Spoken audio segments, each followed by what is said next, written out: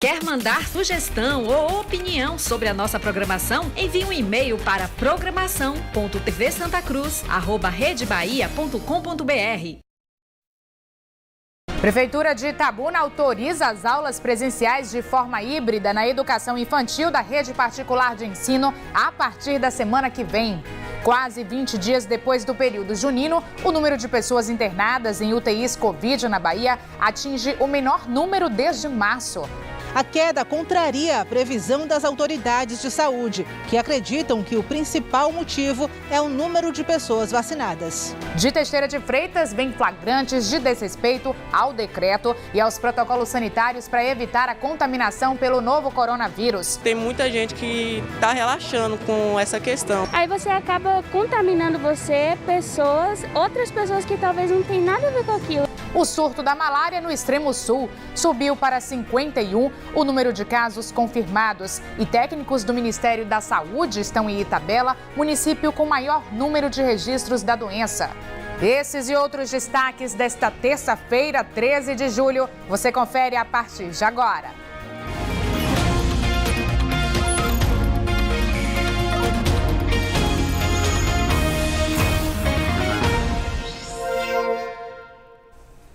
Boa noite. Subiu para 51 o número de casos confirmados de malária no extremo sul. 2 em Porto Seguro e 49 em Itabela, onde técnicos do Ministério da Saúde estão com ações de monitoramento e combate à doença. Hoje pela manhã, técnicos do Ministério da Saúde se reuniram em Itabela com a Secretaria Municipal de Saúde e com técnicos da base local da CESAB para planejar ações de controle da malária no extremo sul. De acordo com o último boletim, 51 pessoas testaram positivo para a doença aqui na região. A maioria dos pacientes mora no assentamento Margarida Alves.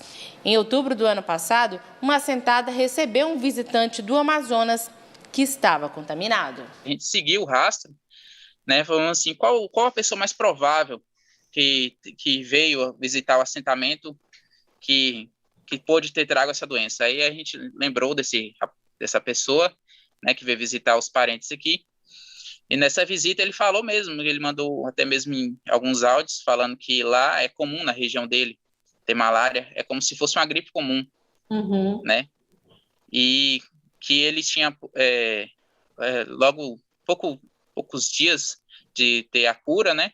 Ele foi liberar ele para vir. A malária causa febre alta, palidez, dores de cabeça e pelo corpo. 2 pessoas no assentamento precisaram de internação médica, mas já estão em casa. Os demais pacientes tiveram sintomas moderados e continuam sendo tratados e acompanhados por agentes que entregam a medicação em casa. A malária não é uma doença que é transmitida de pessoa para pessoa. É uma doença vetorial que é transmitida pelo mosquito Anopheles. Ele tem hábitos noturnos e pode percorrer um raio de até 3 quilômetros. Por conta dessa capacidade, ele tem saído ali da região do assentamento Margarida Alves e tem chegado a propriedades próximas.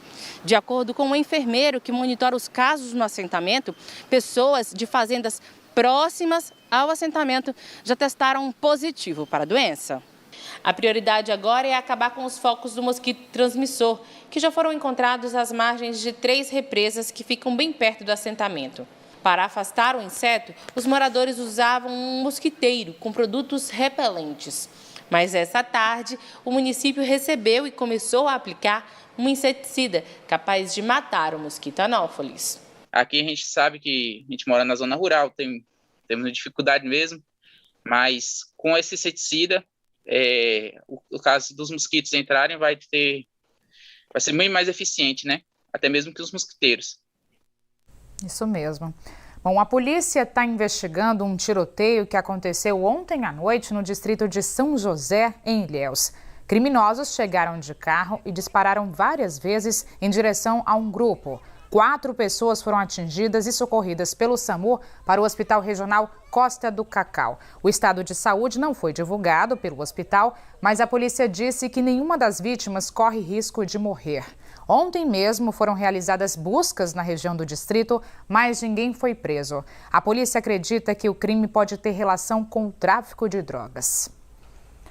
Está prevista para amanhã uma audiência de custódia para decidir a situação de Ubiratã dos Santos, o homem acusado de perseguir, agredir verbalmente e fazer ameaças a uma jovem daqui de Itabuna. Ele foi preso depois de descumprir uma medida protetiva que determinava que ele mantivesse pelo menos 100 metros de distância da vítima. Esther vive praticamente como uma prisioneira. Perseguida desde 2017 por Ubiratã dos Santos, com ameaças e xingamentos, a moça não consegue levar uma vida normal. Já tem 5 anos nessa situação e é muito ruim você ter que depender de uma pessoa para você ir em algum lugar sempre. Esther só saía de casa acompanhada de familiares e amigos. Mas ontem, depois de 3 meses, ela resolveu sair sozinha de casa para se encontrar com a mãe, aqui nessa passarela, conhecida como a Ponte Velha do bairro Conceição. E foi aí que, mais uma vez, ela foi abordada pelo Ubiratã. Quando ele me viu, ele se aproximou de mim e começou a falar coisas para mim, que eu era mentirosa, e começou a falar sobre assuntos aleatórios. E isso próximo de mim. Então, quando ele me viu, ele deveria se afastar, né? Porque ele tem que ficar 100 metros de distância. Ele descumpriu uma medida protetiva que determinava que mantivesse uma distância de pelo menos 100 metros dela. O documento foi expedido pela Justiça depois de Ubiratã ter agredido a mãe de Esther.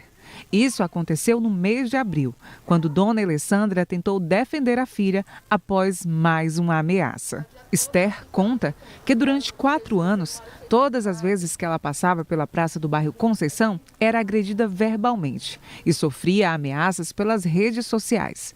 O medo é tanto que desde o final de março deste ano que abandonou o emprego e não tem coragem de sair para fazer um curso ou uma faculdade. Hoje eu não tenho um emprego fixo, às vezes até procuro, mas também tenho um receio, porque eu não tenho ainda uma liberdade para sair 100%.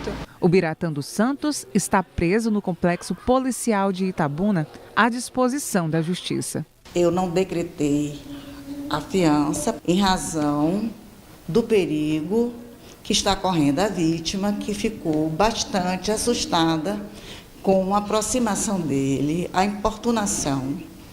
E segundo mesmo declarou aqui, ela está como prisioneira. Ela só sai ou acompanhada da mãe ou acompanhada do marido. E o que eu quero nesse momento é que a justiça interne o Ubiratã. Ele precisa de um tratamento, ou psiquiátrico, ou psicológico. Ele não tem condição de ficar andando, perambulando por aí e com essa obsessão. Ele tem obsessão por Érica. O que eu espero das autoridades, né, até mesmo por conta da situação que vem acontecendo há muito tempo e nunca termina, eu acredito que ou ele fica preso por tudo que ele está fazendo e até mesmo descumprir a medida protetiva, ou, como a maioria das pessoas acham, até mesmo que ele pode ter problemas psicológicos, que o juiz solicite um exame e que, caso seja comprovado, ele vá para Salvador ter um tratamento. Porque ele não pode continuar, ele sempre nessa mesma situação, mas sem uma resolução. Isso aí, que pelo menos seja feita uma avaliação, né? O que não pode é Esther ficar trancada em casa. Ainda no assunto polícia, o combate ao tráfico de drogas aqui em Itabuna. A Polícia Militar apreendeu esta tarde, no bairro Santa Clara, uma grande quantidade de droga pronta para a venda. As 355 buchas de maconha, 226 pedras de crack, material para embalar droga e cerca de R$300 em dinheiro estavam dentro de uma bolsa que estava com um homem. Ele foi conduzido para a delegacia. Outros acusados que estavam no local no momento da abordagem da polícia conseguiram fugir. Casos de desrespeito ao decreto municipal e as medidas de segurança da Covid-19 têm preocupado em Teixeira de Freitas, não só as autoridades, mas também a comunidade. Uma área de 900 metros quadrados e com cerca de 200 pessoas se divertindo em uma festa. Cena que seria comum se não fosse em meio a uma pandemia.